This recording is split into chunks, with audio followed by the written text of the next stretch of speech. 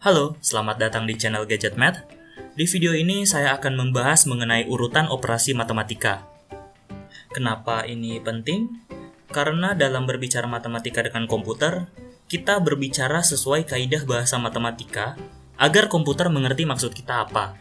Salah satunya adalah urutan operasi ini. Sama seperti jika kita berbicara bahasa Indonesia dengan orang Indonesia, struktur kalimatnya adalah SPOK, subjek, predikat, objek, keterangan. Nah, jika kita berbicara matematika dengan komputer, struktur yang diikuti adalah PEMDAS. PEMDAS adalah singkatan dari parenthesis, exponent, multiplication, division, addition, subtraction. Ini masing-masing artinya adalah dalam kurung, pangkat, kali, bagi, tambah, kurang. Urutan prioritasnya ada 4 dari atas ke bawah. Dalam sebuah persamaan matematika, yang terlebih dahulu diselesaikan adalah yang berada dalam kurung. Kemudian perpangkatan, kemudian operasi kali atau bagi, kemudian penambahan atau pengurangan.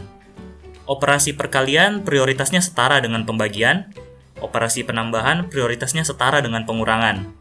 Nah, jika seluruh operasi pada persamaan telah setara, perhitungan dilakukan dari kiri ke kanan. Ingat, dari kiri ke kanan. Ini adalah urutan operasi matematika yang dipahami oleh komputer. Jika kita nggak mengikuti aturan ini dalam mengetik rumus atau persamaan matematika, komputer bisa salah mengerti maksud kita. Nah, berikut beberapa contohnya. 6 kali 4 kurang 2. Ini pengerjaannya jelas. Perkalian dikerjakan terlebih dahulu, kemudian pengurangan. Hasilnya adalah 24 kurang 2 sama dengan 22. Perhatikan bahwa jika kita tambahkan tanda kurung pada 4 kurang 2, urutan operasinya berubah, di mana yang dalam kurung harus diselesaikan terlebih dahulu, dan hasil akhirnya pasti berubah juga, menjadi 6 kali 2 sama dengan 12. Sekarang kita coba soal lain. 2 pangkat 2 kurang 6 tambah 5 kali 2. Ingat urutannya. 2 pangkat 2 yang lebih dahulu dikerjakan, karena pangkat. Kemudian 5 kali 2, perkalian. Menyisakan bentuk 4 kurang 6 tambah 10. Nah, karena yang tersisa adalah operasi pengurangan dan penambahan, itu kan urutannya setara. Maka perhitungan langsung saja dilakukan dari kiri ke kanan. 4 kurang 6 sama dengan negatif 2, ditambah 10 sama dengan 8. Oke, contoh berikutnya. Akar dari 2 tambah 2 kali 3. Nah, untuk contoh yang ini, yang dalam akar yang lebih dahulu kita selesaikan. Kenapa? Karena akar sebenarnya adalah bentuk pangkat. Akar n adalah pangkat 1/n, yang berarti akar 2 adalah pangkat 1/2. Bentuk ini bisa kita ubah menjadi sebagai berikut, 2 tambah 2 berpangkat 1/2. Karena semua yang ada di dalam akar adalah satu kesatuan, jadi semuanya kita masukkan dalam tanda kurung. Kemudian kita kerjakan seperti biasa. Ingat urutannya, yang dalam kurung dulu, kemudian yang berpangkat, kemudian perkalian. Hasilnya adalah 6. Sekarang kita ke soal matematika yang pernah viral, 8 bagi 2 dalam kurung 2 tambah 2. Nah, langkah yang paling awalnya sudah jelas, kita selesaikan dulu yang dalam tanda kurung. Keributan mulai muncul pada tahap selanjutnya, saat persamaannya tersisa 8 bagi 2 dalam kurung 4.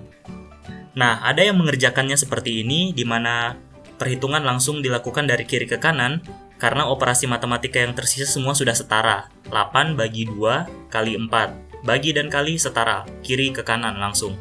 Ini adalah cara yang mengikuti aturan PEMDAS, seperti yang sudah saya jelaskan sebelumnya. Hasilnya adalah 4 kali 4 sama dengan 16. Namun, ada juga yang mengerjakan seperti yang di sebelah kanan, yaitu 8 dibagi dengan 2 kali 4. Nah, jadi 2 kali 4 dulu yang dihitung, sehingga perhitungannya menjadi 8 dibagi 8 sama dengan 1.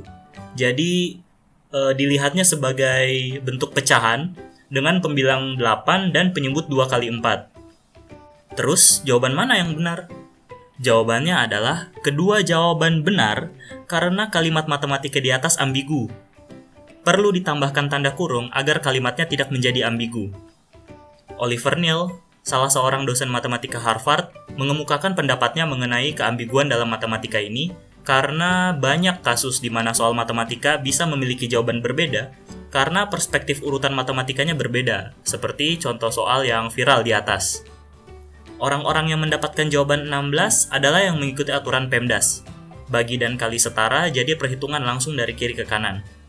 Orang-orang yang mendapatkan jawaban 1, bagi mereka lebih familiar untuk langsung membagi semua yang di sebelah kiri tanda bagi dengan semua yang ada di sebelah kanan. Atau mungkin ada yang lebih mendahulukan perkalian daripada pembagian. Jadi, kalau lihat kali, 2 kali 4 itu dulu yang dikerjakan sebelum masuk ke operasi pembagian. Jadi, kedua jawaban benar karena sejak awal kalimat matematikanya ambigu. Yang salah itu jika kita menganggap bahwa hanya satu cara yang benar dan yang lain salah. Jadi, yang dapat 16 tetap mengatakan bahwa 16 benar, satu nggak mungkin salah. Oh, jangan gitu, dua-duanya benar. Ambigu aja ini soalnya. Tapi, ada tapinya nih. Komputer tidak menerima keambiguan. Komputer konsisten mengikuti satu aturan dalam mengartikan persamaan matematika, yaitu aturan PEMDAS. Jadi di mata komputer nih, jawaban yang benar pasti 16, mutlak, tidak bisa dinego. Kita ketik di Google pun jawabannya 16. Kita ketik di Excel, Excel akan memberikan koreksi bahwa harusnya ada tanda kali di sebelah tanda kurung. Kemudian memberikan jawaban 16 juga. Nah, begitu. Jadi kita nggak bisa ngirim kode dan berharap komputer peka. Kita harus jelas bilang maunya gimana agar dia bisa mengerti. Jika ngomong sama komputer, kita hindari keambiguan dengan banyak menggunakan tanda dalam kurung. Biarpun tanda kurungnya sampai numpuk nggak masalah, karena memang harus begitu biar komputernya tidak salah mengerti maksud kita. Misal contohnya saya mau ngitung ini.